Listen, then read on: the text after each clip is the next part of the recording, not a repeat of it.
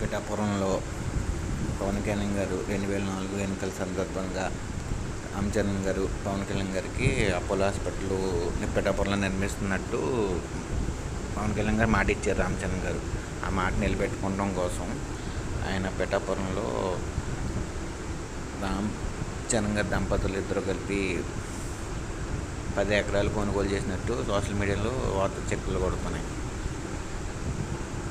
Apollo hospital పిఠాపురంలో నిర్మించుతున్నందుకు రామచరణ్ దంపతులకి ధన్యవాదాలు.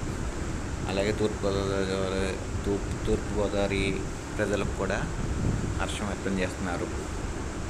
అలాగే పవన్ కళ్యాణ్ గారికి రామచరణ్ గారి దంపతులకి తూర్పుగోదావరి జిల్లా ప్రజలందరూ ధన్యవాదాలు తెలుపుకుంటున్నారు.